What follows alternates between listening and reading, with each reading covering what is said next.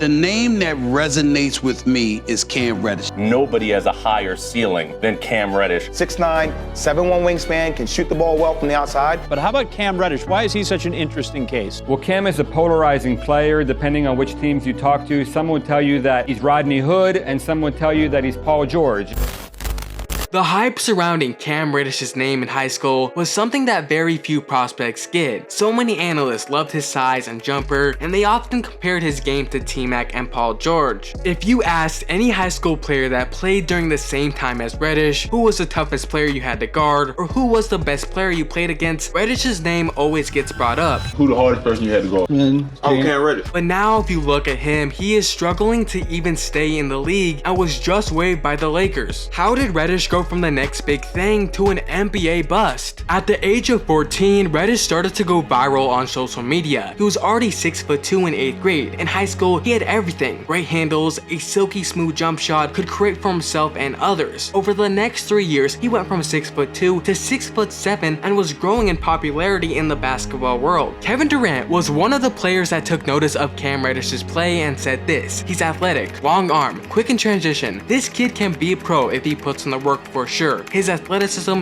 is off the charts." In his senior year, he was ranked the 3rd best prospect and put up some big numbers. After high school, he would commit to Duke, and this is where the warning signs started to pop up that his game wouldn't translate to the NBA. He would team up with Zion Williamson and RJ Barrett to form a super team. In Duke's season opener, they had a big statement game. They blew Kentucky out of the water. Throughout the regular season, they continued to dominate and finished the year with 32 wins and 6 losses. However, despite Duke playing amazing, Cam Reddish struggled. He shot terrible from the field and from 3. He was very inconsistent, and on one night he looked like a future top 5 pick, and on another he looked like he shouldn't even have gone D1. But the media didn't really talk about Reddish. Their attention was focused on Zion and RJ's outstanding play until the NCAA tournament. In the first 2 games, Reddish put up decent numbers. However, in game 3, right before tip-off, he would head back to the locker room and did not play. It was reported that Reddish was dealing with a slight discomfort in his knee. However, the rumors going around the inner circles was that Reddish's decision to sit out was because he didn't want to hurt his future draft stock. In round 4, Reddish played, but he had his worst game of the tournament and Duke lost. The media blamed Reddish for why Duke came up short, even though Duke had 17 turnovers and RJ missed a crucial free throw down the stretch. Reddish would then declare for the NBA draft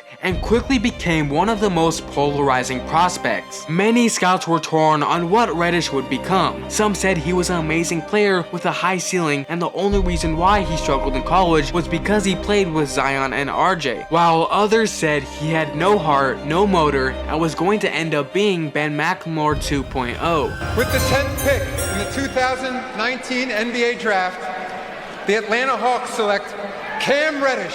The Hawks decided to take a chance on Reddish, and many people called it a perfect fit. The Hawks were a rebuilding team, trying to develop young players for the future. Analysts also loved the fit between Reddish and Trae Young. They thought that Reddish's catch and shoot potential and his defensive versatility would complement Trae Young's game. Before Reddish even played his first game in the NBA, there were high expectations put on him. The NBA would send out its annual rookie survey to all the players already in the league, and Cam Reddish would receive the most votes. But unfortunately for him, he would destroy any chance he had to win Rookie of the Year after an awful start to the season. In his first 11 games, he averaged 5.8 points and shot 25.3% from the field. His shooting mechanics and decision making were very inconsistent. He did start to turn things around towards the end of the year, but overall had a disappointing rookie season. Next season, Reddish looked a lot better. He improved as a defender and finisher. He was showing a lot more promise, and then in February, he started to feel some pain in his Achilles. This would lead to him missing the rest of the regular season. The Hawks didn't miss a beat. With Reddish out of the lineup, they would go 31-15. Guys like DeAndre Hunter and John Collins would also have breakout years. The Hawks would make the playoffs and go on a crazy run. They destroyed the Knicks in 5 games, defeated the Sixers in 7, and would face off against the Bucks in the Eastern Conference. They did all this while Reddish was on the bench cheering from the sideline. Next year, the Hawks were in win now mode, and Reddish was out of the rotation. The The Hawks were officially done with Reddish. They would ship him off right before the deadline, but before Cam even got to New York, the head coach of the Knicks, Tom Thibodeau, made it very clear he didn't like this trade. The New York Post said that Tibbs didn't want Reddish, but the front office ignored what Tibbs had to say and traded for him anyways. Reddish was the exact player Tibbs hated, so his time on the Knicks was full of DMPs and barely playing any minutes. He would then find himself on the Blazers. After half a year with them, they would let him walk in free agency. Reddish would then sign with the Lakers and try and revive his career. He would start to try and shift his mindset into a 3-and-D role player. Reddish was then giving it his all on the defensive end. Unfortunately for him, he was missing the second half of the equation. He could not hit threes on a consistent level. On one night, he would go 2 for 4. Then over the next 3 games, he would go 0 for 7. To make matters even worse, most of these threes were wide open. In year 2 on the Lakers, things only got worse. JJ quickly learned that Cam Reddish minutes were a big no-no. Later on the season, the Lakers attempted to trade Reddish, but that got vetoed, so they decided to just waive him instead. With Reddish having no home in the NBA, and him being 25 years old, what's next? Well, if I had a guess, I bet he spends a couple more years in the NBA, but he's only getting 10 days and 2-way contracts. Then he'll go overseas. Speaking of overseas, there's been a lot of NBA players who have either gone to the EuroLeague or the CBA or the NBL and are dominating over there. If you want to hear more about their overseas journey, click right here.